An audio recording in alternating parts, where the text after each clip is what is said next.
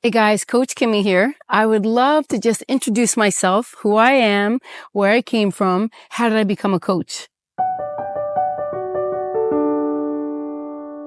So, because of my tragic childhood, I did write a book, Tragic Beginnings to Fairy Tale Endings, Dreams Really Do Come True. It kind of led me on a journey of wanting to help people. So, I've had 7 different foster children. I've been on 4 different mission trips, 4 or 5 different mission trips. I've been to Haiti, I think 2 or 3 times. I went to Nicaragua and I was in Russia.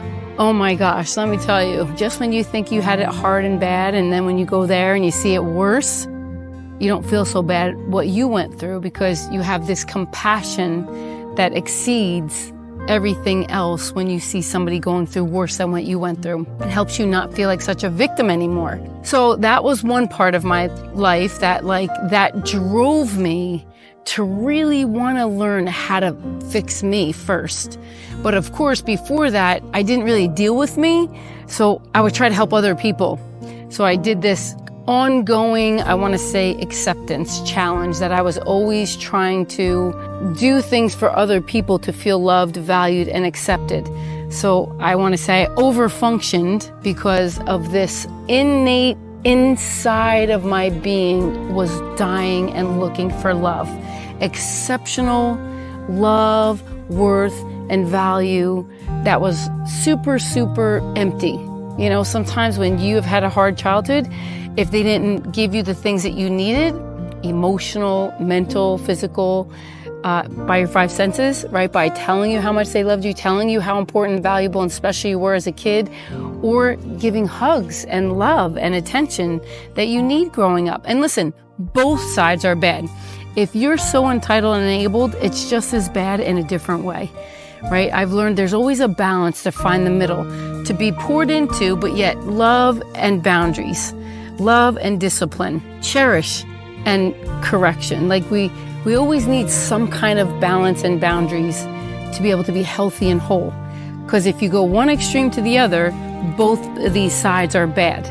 They're not good to go extreme in anything, in any area. If you just all love, no correction, no discipline, no telling them no, it will be bad.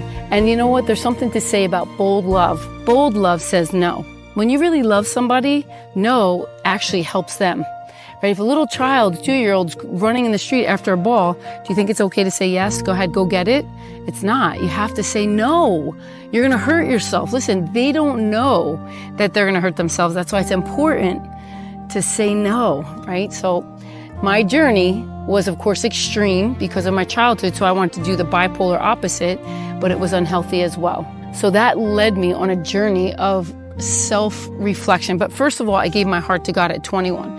And that helped me a lot to know that God valued me and loved me and saw worth in me. I think that was a huge transformation for me, because people can't give you what God could give you.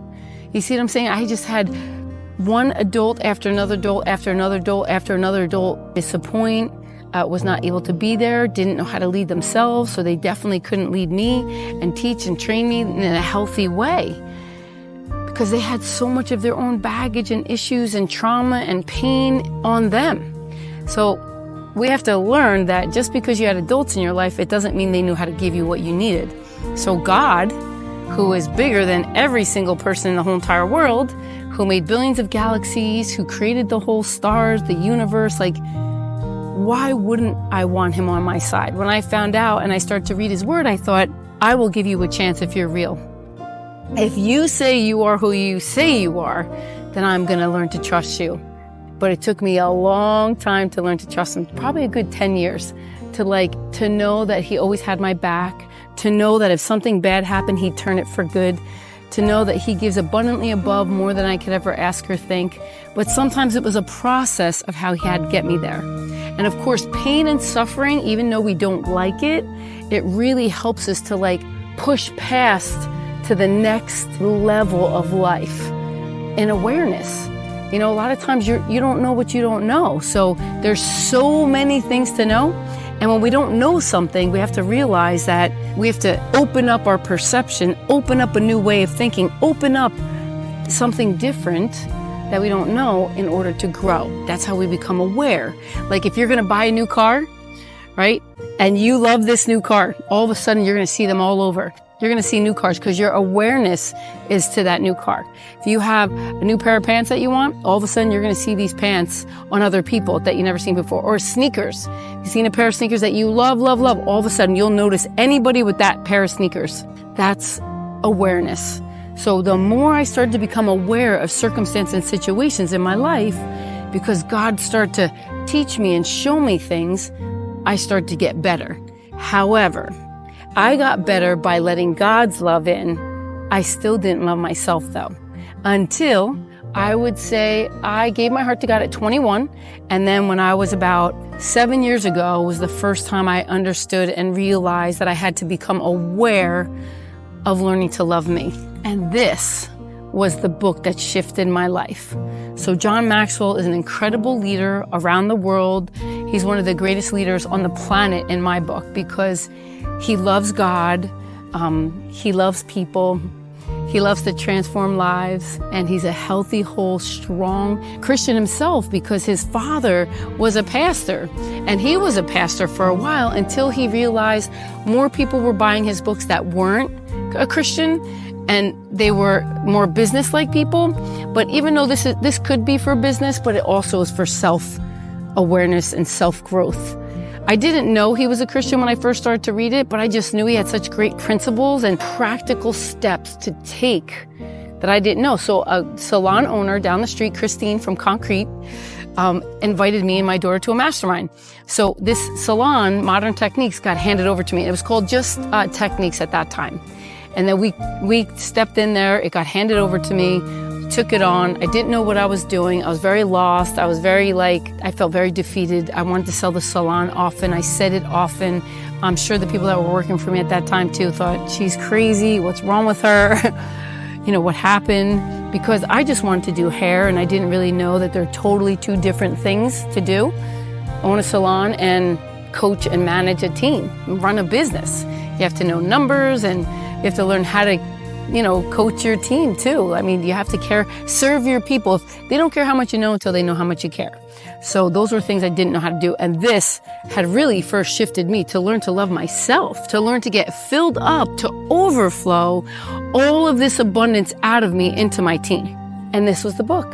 So I'm going to tell you, it was a shifter for me. 15 Invaluable Laws of Growth. And then I never looked back. I joined the University of John Maxwell, and I just kept going in leadership, in coaching. That's how I became a coach. And then it really helped me too psychologically. I took Tony Robbins' course in class too, RMT, Robbins Madonna's strategy teaching, because he really knows psychology, NLP, he knows all kinds of other things. And let me tell you, it was outstanding.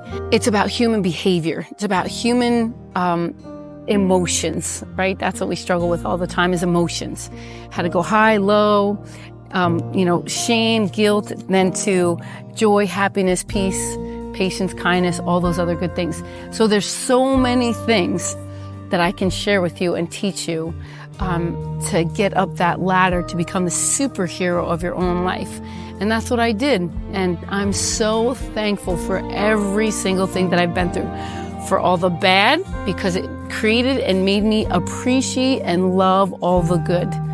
Right? Sometimes if you just stay in that negative mindset, it will destroy you and hurt you and harm you. So if I didn't learn how to value myself, I knew that God loved me, but I didn't love me. I had to learn to value myself. I had to learn to say that I was enough, that I've always been enough and I'll always be enough. God said he formed us in our mother's womb before the beginning of time. Like we were the apple of his eye, that he has abundantly above more than we could ever ask or think for us. He has plans of good and not of evil to give us a great future and a hope. So I took that journey, and then the next journey was for me to learn to love myself. And when people say something like, well, how do you know that's not pride and arrogance? The truth of it is, if you really, truly learn to love yourself well, you're free. You won't have pride or arrogance. When you're covering up and you don't really have value and love and good things for yourself, you will have pride and arrogance and ego. Ego or she-go. because we're covering up and hiding up because we don't feel worthy enough of something. So we will go outward, external, and try to fill the inside with those things instead of going inward and allowing God to fill you up and allow your own words to fill you up, to know you are enough. You've always been enough. You'll always be enough. You're a winner. You've always been a winner. You'll always be a winner. See, once you're so filled up with that, you just overflow into people. You're a giver. You become a server. You become a guide. You want to guide other people how to get up that road. You're not doing things out of the wrong intentions or the wrong mindset, right? Most of the time I used to do things to get things from people. If I wanted something, I would manipulate because I was good at it. I learned how to do it, because that's what was my influence and my example as a kid. But this is the journey that I can't wait to take you on. So that's why I just wanted to share some things about myself. And that's why I became a coach, and I love strategic coaching. I love to help people develop a miracle mindset.